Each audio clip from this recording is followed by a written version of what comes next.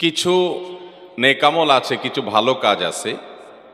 যে কাজগুলো ভালো কাজ এবং ইবাদত হিসাবে আমাদের সমাজের মানুষের কাছে খুব বেশি একটা পরিচিত না। আমরা ইবাদত এবং নেকামল হিসাবে যেগুলোকে চিনি বা জানি, আমাদের জানার বাইরে আরও অনেক নেকামল আছে, অনেক ভালো কাজ আছে, যে কাজগুলো আমরা চাইলেই করতে পারি, অথচ সেগুলো যে নেকামল, সেগুলো যে ভালো কাজ, সেগুলো যে ইবাদত হতে পারে, সেগুলোর কারণে যে আল্লাহর কাছে আমরা সওয়াব এবং বিনিময় পেতে পারি, সে সম্পর্কে ধারণা বা জানাশোনা আমাদের নাই। সেজন্য আমরা অল্প পরিশ্রমে অল্প সময়ে বিপুল পরিমাণে সওয়াব আহরণ করার সুযোগ থেকে বঞ্চিত থাকি। আবার এর বিপরীতে কিছু গুনাহ আছে, কিছু অপরাধ এবং পাপ আছে,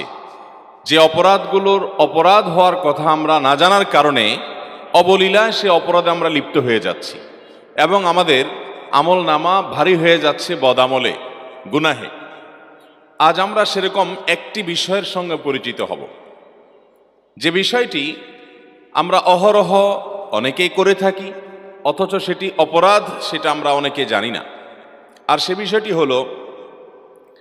কোনোভাবে কোনো মানুষকে যদি আমরা কষ্ট দেই অন্যায়ভাবে, কোনো মুসলিমের, এমনকি যে কোনো মানুষের অন্যায্যভাবে অন্যায়ভাবে যদি কষ্টের কারণ হই আমি, তাহলে এর কারণে আমার আমল নামায় গুনাহ লেখা হবে এবং এর কারণে আমার একটা অপরাধ হবে, একটা পাপ হবে। এবং সেই অপরাধ এবং পাপটা কোনো ছোটোখাটো পাপ না, যে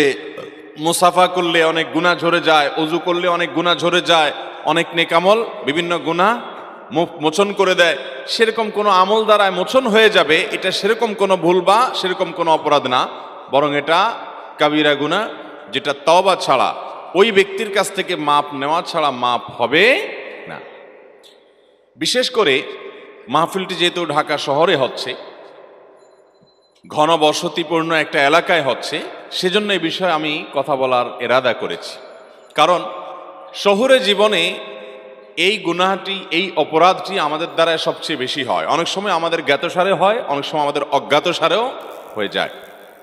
কোরআনে কারিমে আল্লাহ রাব্বুল আলামিন বলেছেন, ওয়াল্লাযীনা ইউযুনাল মুমিনিনা ওয়াল মুমিনাতি বিগাইরি মাকতাসাবু, যারা কোনো ঈমানদার নারী পুরুষদেরকে, অন্য মানুষদেরকে যারা কষ্ট দেয় অন্যায়ভাবে, কোনো শাস্তিমূলকভাবে, বিচারিকভাবে তার কোনো শাস্তি নির্ধারিত হয়েছে, সেটি কার্যকর হচ্ছে, এরকম কোনো ব্যাপার স্যাপার না, বরং অন্যায্যভাবে অন্যায়ভাবে যদি কেউ কাউকে কষ্ট দেয়, কোনো ঈমানদার নারী পুরুষকে তার কষ্টের কারণ হয়, ফাকাদ ইহতামালু বুহতানাও ওয়া ইসমাম মুবিনা, আল্লাহ রাব্বুল আলামিন বলেছেন, এই কষ্ট দেওয়াটা এটা বুহতান হতে পারে। এটা যদি কারোর চরিত্র নিয়ে প্রশ্ন তুলে তাকে কষ্ট দেওয়া হয়, অথবা কারো সম্পর্কে মন্দ ধারণা করে তাকে কষ্ট দেওয়া হয়, তাহলে এটা বুহতানের গুনাহ হতে পারে, মিথ্যা অপবাদের গুনাহ হতে পারে। আর অন্য যে কোনোভাবে, শারীরিকভাবে, মৌখিকভাবে, আচরণ দ্বারা কোনোভাবে যদি আপনি কষ্ট দেন, তাহলে সেটা ইসমে মুবিন বা সুস্পষ্ট অপরাধ এবং পাপ হিসাবে আপনার আমল নামাতে লেখা হবে। নবী করিম সাল্লাল্লাহু আলাইহি সাল্লামকে জিজ্ঞাসা করা হয়েছে, আবু মুসা আশআরী রাদিয়াল্লাহু তাআলা আনহু, সিনিয়র সাহাবী, তিনি বর্ণনা করেছেন, হাদিসটি বুখারী মুসলিমে একযোগে বর্ণনা করেছে, যে নবীজি সাল্লাল্লাহু আলাইহি সাল্লামকে জিজ্ঞাসা করা হয়েছে, আইয়ুল ইসলামি আফদল, কোন ইসলামটা সবচাইতে বেটার, বেস্ট, সবচাইতে উত্তম ইসলাম কোনটা, কোন মুসলমান সবচাইতে উত্তম মুসলমান হতে পারবে? নবী আলাইহিস সালাম সে উত্তম মুসলমানের পরিচয় দিতে গিয়ে বলেছেন, মান সালিমাল মুসলিমুনা মিন লিসানিহি ওয়া ইয়াদি,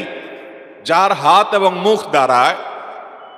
যার আচার আচরণ দ্বারা, যার কাজকর্ম দ্বারায়, যার উঠা বসা দ্বারায় সব মানুষ নিরাপদ থাকে, কারোর কষ্ট হয় না, কারোর কষ্টের কারণ হয় না, যে মুসলিমের দ্বারায়, তার ইসলামটাই হলো সবচেয়ে সুন্দর এবং সবচেয়ে উত্তম ইসলাম।